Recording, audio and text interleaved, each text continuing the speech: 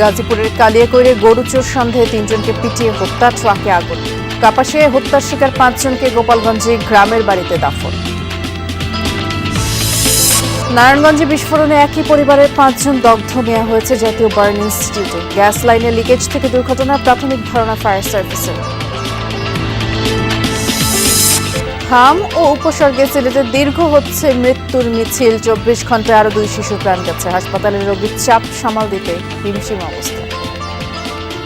বেডও দুজন করে দেবো, আমার বেডও দিতে হয়েছেন আর এইটা আমার খুঁজে তুলছি। আমার চিকিৎসা হাম হয়ে গেছে, তারা বলছে হাম হয়েছে, হামর চিকিৎসা আমার এখানে হয় না, আপনারা শামসুদ্দিনও।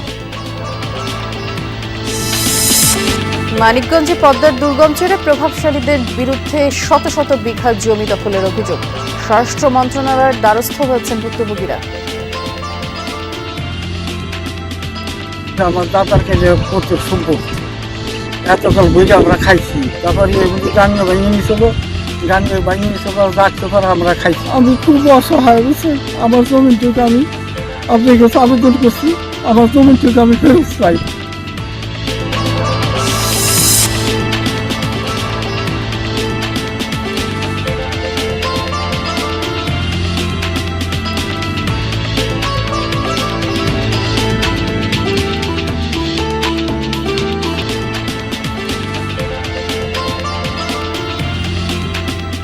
আমন্ত্রণ সংবাদ সারা দেশে, নুসরাত বৃষ্টির সাথে আছি। শিরোনামগুলো শুনছিলেন। গাজীপুরের কালিয়াকৈরে গরুচোর সন্দেহে ৩ জনকে পিটিয়ে হত্যা করা হয়েছে। একটি ট্রাকে এ সময় আগুন দেয় স্থানীয়রা। সকালে উপজেলার ফুলবাড়িয়া ইউনিয়নের বাঘচালা গ্রামে এই ঘটনা ঘটে। পুলিশ জানায়, কয়েকদিন ধরেই এলাকার গরু চুরির ঘটনা বেড়ে যাওয়ায় বাসিন্দাদের মধ্যে ক্ষোভ ছিল। ভোরে একটি ট্রাক নিয়ে কিছু লোক এলাকায় প্রবেশ করলে গরুচোর সন্দেহে তাদেরকে ঘিরে ফেলে এলাকাবাসী। কয়েকজন পালিয়ে গেলেও ৩ জনকে আটক করে গণপিটুনি দেয় স্থানীয়রা। এ সময় একজনের মৃত্যু হয়। আগুন দেয়া হয় তাদের সাথে আনা ট্রাকটিতেও। আহত ২ জনকে উদ্ধার করে হাসপাতালে নেয়ার পথে একজন এবং পৌঁছানোর পরে আরও একজনের মৃত্যু হয়। মরদেহগুলো ময়নাতদন্তের জন্য মর্গে পাঠানো হয়েছে।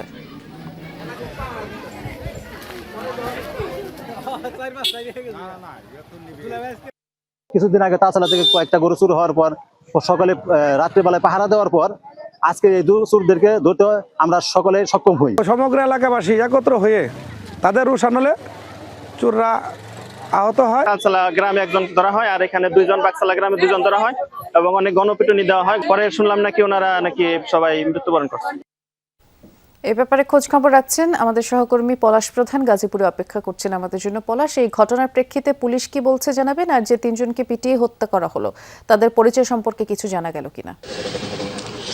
বৃষ্টি, এই 3 জনের পরিচয় শনাক্তের জন্য তাদের হাতের ফিঙ্গার নেওয়া হয়েছে, সেটি আসলে তদন্ত করছে পুলিশ। তবে আমি যদি একটু দেখাই, এই গ্রামটি কিন্তু আসলে এখানকার যারা স্থানীয় গ্রামের প্রায় কিন্তু আসলে গ্রামের মানুষ শূন্য হয়েছে। আমরা 2 থেকে 3 জনের সাথে কথা বলছি, তারা কেউ আসলে ক্যামেরার সামনে কথা বলতে রাজি নয়। তবে আমরা এখানে স্থানীয় কিছু মহিলাদের সাথে কথা বলেছিলাম, তারা বলছিল যে বেশ কয়েক মাস যাবতই এই তৎপরতাটা খুবই বাড়ছে, অর্থাৎ বিভিন্ন গ্রাম থেকে গরু চুরি হচ্ছে এমনটাই কিন্তু বলছিল। তবে স্থানীয়রা বলছিল যে এই বিষয়ে তারা অতিষ্ঠ হয়ে গেছে, যে জন্য তাদের পক্ষ থেকে কয়েকটি একাধিক টিম করা হয়েছিল, যেন চোর আসলেই যেন তাদেরকে ধরে রাখা হয়।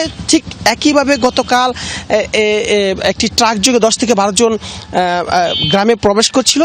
ঠিক এই ট্রাকগুলোতে তারা আটক করে দেশীয় অস্ত্রশস্ত্র সহ অর্থাৎ চুরি সংশ্লিষ্ট বিষয় যে যন্ত্রপাতিগুলি লাগে সেগুলি তারা হাতে নাতে পেয়ে ধাওয়া দিলে সেখান থেকে 4 জনকে আসলে তারা আটক করতে সক্ষম হয়।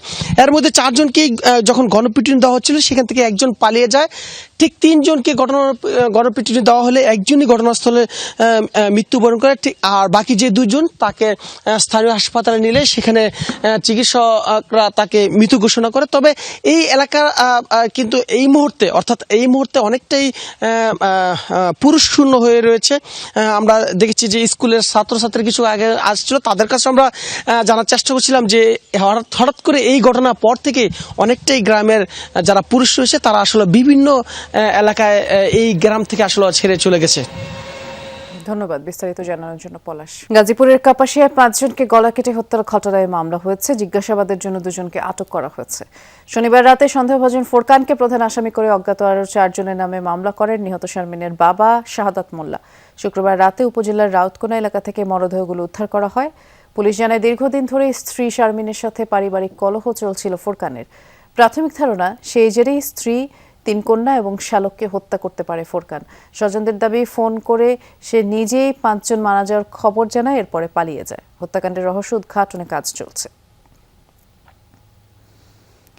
এদিকে এই হত্যার শিকার 5 জনের জানাজা শেষে দাফন সম্পন্ন হয়েছে গোপালগঞ্জে। বেলা 12টায় সদর উপজেলার উত্তর চরপাড়া কবরস্থানে দাফন করা হয় তাদের। এর আগে ভোরে 2টি মরদেহবাহী গাড়ি গ্রামের বাড়িতে পৌঁছালে কান্নায় ভেঙে পড়েন স্বজনরা। আহাজারিতে ভারী হয়ে ওঠে চারদিকের পরিবেশ। বেলা 11:30টার দিকে সদর উপজেলার পাইককান্দি পঞ্চপল্লী মাদ্রাসা মাঠে জানাজা অনুষ্ঠিত হয়। নিহতদের বাড়িসহ এলাকার নিরাপত্তা নিশ্চিতে অতিরিক্ত পুলিশ মোতায়েন করা হয়েছে। ঢাকার ধামরাইয়ে মাদক ব্যবসার অর্থ ভাগাভাগি নিয়ে পূর্ব বিরোধের জেরে এক ব্যক্তিকে কুপিয়ে হত্যা করেছে প্রতিপক্ষ। শনিবার রাতে উপজেলার অর্জুননালা এলাকায় এই ঘটনা। পুলিশ জানায় সম্প্রতি মাদক মামলায় কারাভোগের পর ফিরোজ মুক্তি পান। সন্ধ্যায় এলাকার জহিরুল ইসলাম ও শাহিনের সাথে কথা কাটাকাটি হয়। এক পর্যায়ে ধারালো অস্ত্র দিয়ে তাকে এলোপাতাড়ি কুপিয়ে আহত করা হয়। উদ্ধার করে হাসপাতালে নিলে চিকিৎসক ফিরোজকে মৃত ঘোষণা করেন। এদিকে নিহতের পরিবারের দাবি, বাজার করে বাড়ি ফেরার পথে পরিকল্পিতভাবে হামলা চালানো হয় ফিরোজের উপর। অভিযুক্তদের ধরতে অভিযান চলছে।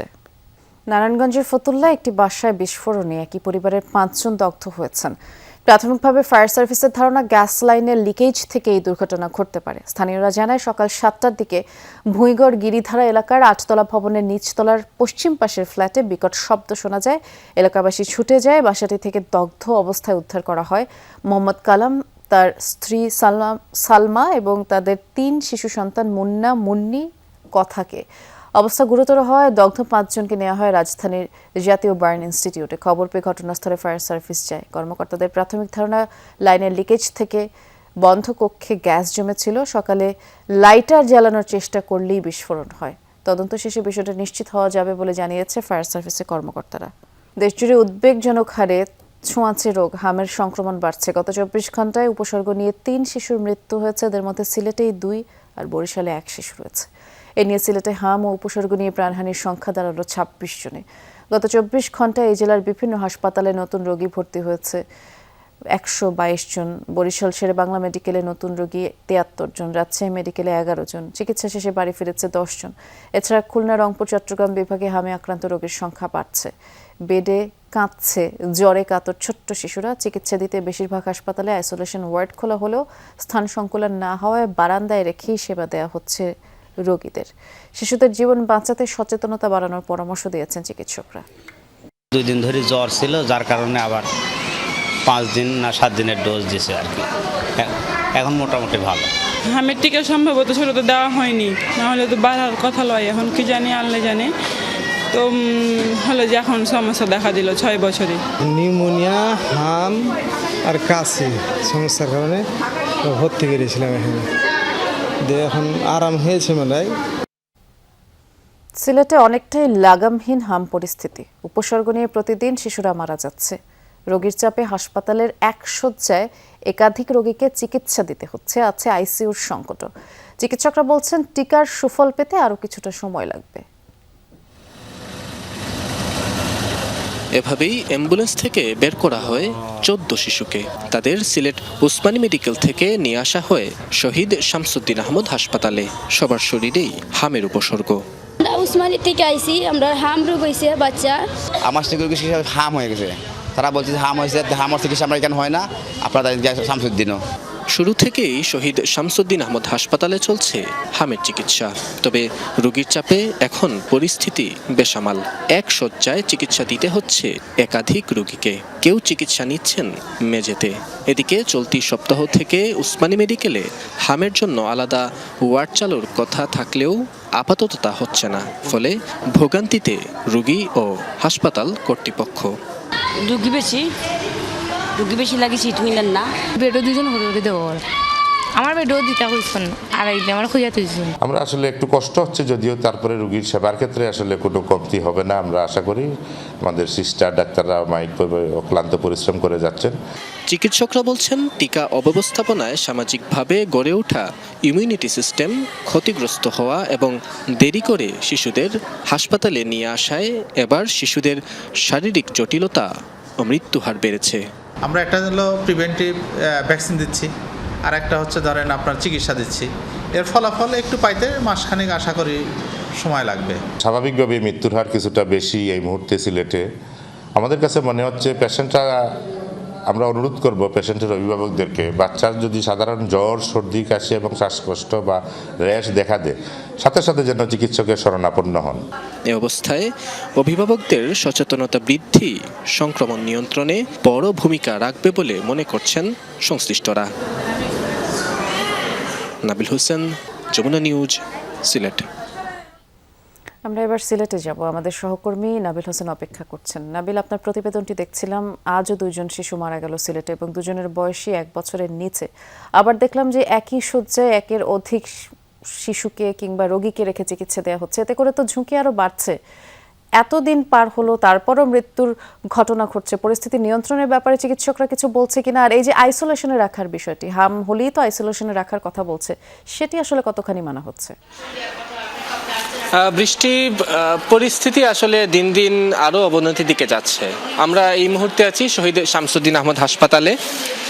আপনি যেই কথাটি বলেছেন, অর্থাৎ একটি শয্যায় 2 জন রোগীকে আসলে চিকিৎসা দেওয়া হচ্ছে, সেটি বাধ্য হয়েই চিকিৎসকরা বা হাসপাতাল সংশ্লিষ্টরা দিতে হচ্ছে। কারণ এই যে শামসুদ্দিন আহমদ হাসপাতাল, সেটি প্রথম থেকেই হাম বা হামের উপসর্গ নিয়ে যারা আসছেন তাদের চিকিৎসা দিয়ে আসছে। কিন্তু এই হাসপাতালের বাইরে সিলেটের অন্যান্য যে সরকারি হাসপাতাল, বিশেষ করে উসমানী মেডিকেল কলেজ হাসপাতাল, সেখানে কিন্তু হামের জন্য আলাদা কোনো ওয়ার্ড তৈরি হয়নি। ফলে যত রোগী আসছেন প্রাথমিকভাবে তাদেরকে এখানে রেখেই চিকিৎসা দিতে হচ্ছে এবং এই হাসপাতালের শয্যা সংখ্যা 100, কিন্তু আজ সকালে এই হাসপাতালের রোগী ভর্তির সংখ্যা 120। ফলে বাধ্য হয়ে আসলে কাউকে এক বেডে 2 জন বা 3 জন রোগীকে চিকিৎসা দিতে হচ্ছে, কাউকে মেঝেতে রেখে চিকিৎসা দিতে হচ্ছে।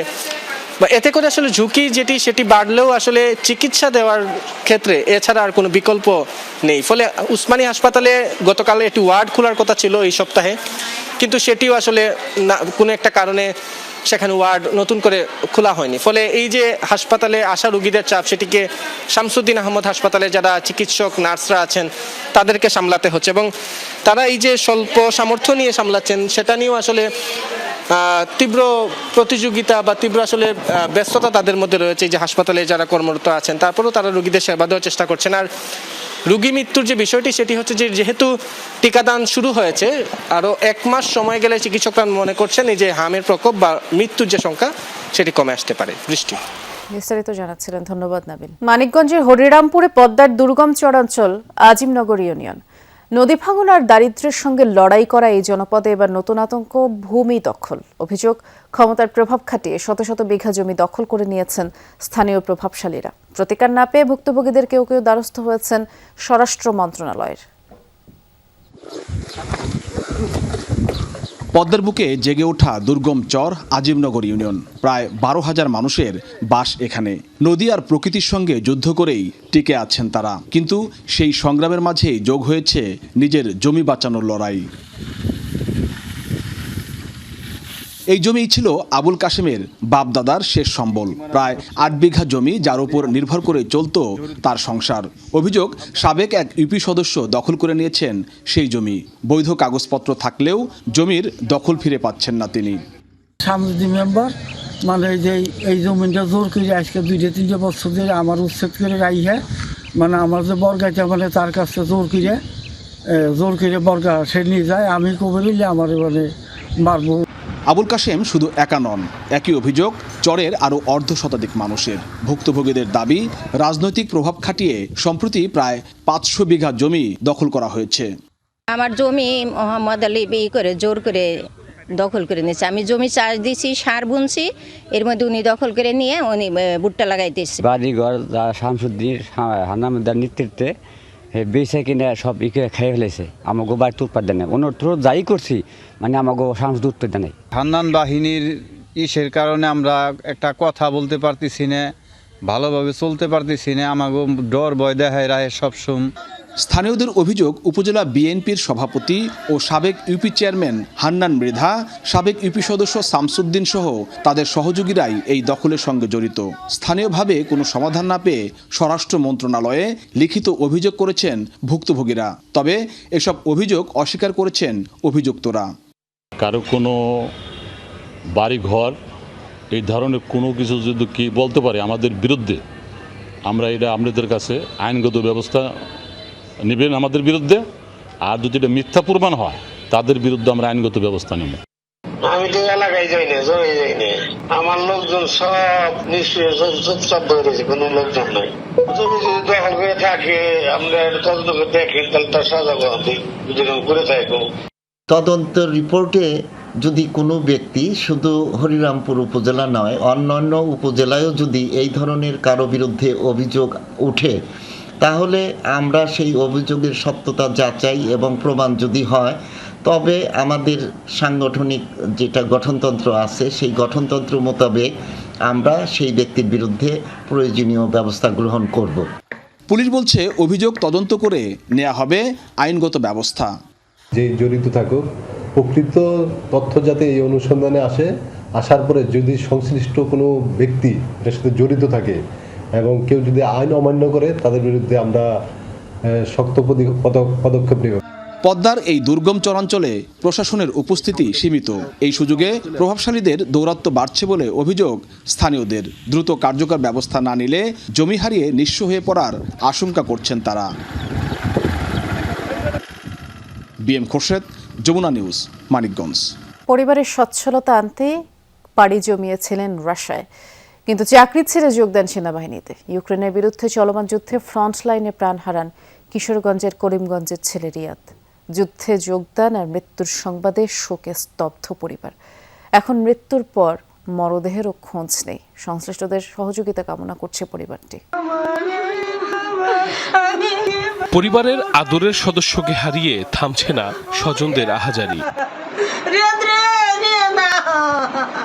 কিশোরগঞ্জের করিমগঞ্জ উপজেলার বাসিন্দা মোহাম্মদ রিয়াদ রশিদ 2024 সালের ডিসেম্বরে একটি কোম্পানিতে কাজের উদ্দেশ্যে রাশিয়া যান। সেই চাকরি ছেড়ে 1 এপ্রিল রুশ সেনাবাহিনীতে যোগ দেন সৈনিক হিসেবে। অংশ নেন ইউক্রেন যুদ্ধে। গত শুক্রবার বন্ধু ও সহযোদ্ধা লিবন দত্ত পরিবারকে জানান মৃত্যুর সংবাদ। বলেন, গেল 2 মে রুশ সীমান্তে ড্রোন হামলা চালায় ইউক্রেনীয় বাহিনী। এতেই নিহত হন রিয়াদ সহ আরও 2 জন। এমন সংবাদে শোকে স্তব্ধ পুরো পরিবার।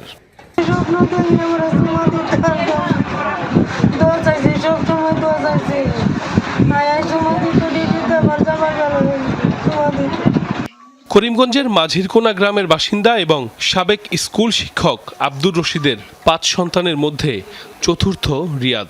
পরিবারের সচ্ছলতা আনতে বাড়তি রোজগারের আশায় পাড়ি জমান রাশিয়ায়। এখন মরদেহ পাওয়া নিয়ে তৈরি হয়েছে অনিশ্চয়তা। লাল পাসপোর্টের আশায় গেছে, বলছে যে আমার সাথে 11 মাসের চুক্তি আছে, 11 মাস পরে যদি আমি আসতে পারি তোমার সবাইকে আমি নিয়ে যেতে পারবো। বলে না, ডরে আমার কাছে বলছে না। পরে জানলাম আমার অন্য ছেলেদের মাধ্যমে দেশের সেনাবাহিনীতে গেছে। বাংলাদেশ সরকারের কাছে আমার অনুরোধ, যে কোনো মূল্যে বা যে কোনোভাবে আমার ছেলের লাশটা যেন আমি ফেরত পাই এবং দাবা পালন করতে পারি। স্থানীয় ইউপি সদস্য জানান, রিয়াদের পরিবারকে সরকারিভাবে সহায়তার সুযোগ থাকলে সেই ব্যবস্থা নেবেন তিনি। সাইফ আহমেদ, যমুনা নিউজ। এই ছিল সংবাদ সারা দেশের আয়োজনে। সাথে থাকার জন্য ধন্যবাদ। নিরাপদে থাকবেন।